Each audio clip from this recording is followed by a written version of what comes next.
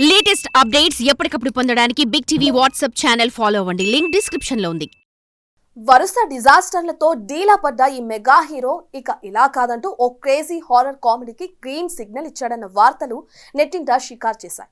అయితే తాజాగా ఈ ప్రాజెక్ట్ కి సంబంధించిన మరో ఇంట్రెస్టింగ్ అప్డేట్ బయటికి రావడంతో ఈ కాంబోతోనైనా మా హీరోకి సాలిడ్ కమ్బ్యాక్ రాకుండా పోతుందా అంటూ ఆశపడుతున్నారట ఆ star hero fans.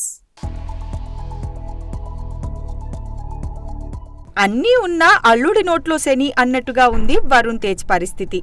Looks, status, image, background ఇలా అన్నీ ఉన్నా సరైన బ్లాక్ బస్టర్ కి ఆమడ దూరంలో ఉన్న ఈ మెగా ప్రిన్స్ ప్రస్తుతం ఎలాంటి సినిమాలు చేయాలా అన్న డైలమాలో కొట్టుమిట్టాడుతున్నాడు.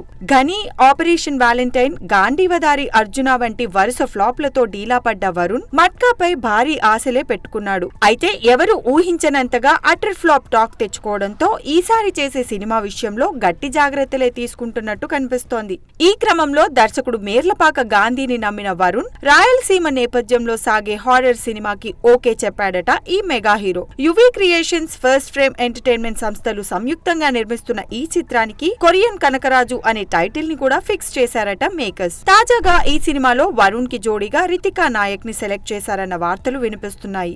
ఈ అమ్మడు ఇంతకుముందు అశోకవనంలో అర్జున కళ్యాణంలో అలరించి హాయ్ నాన్నలో తలుక్కుమన్న సంగతి తెలిసిందే. ఇక ఇటీవలే రితికాపై ఓ లుక్ టెస్ట్ కూడా చేశారని, సినిమా జనవరిలో పట్టాలెక్కనుందని సమాచారం. For more videos like this, subscribe Big TV channel.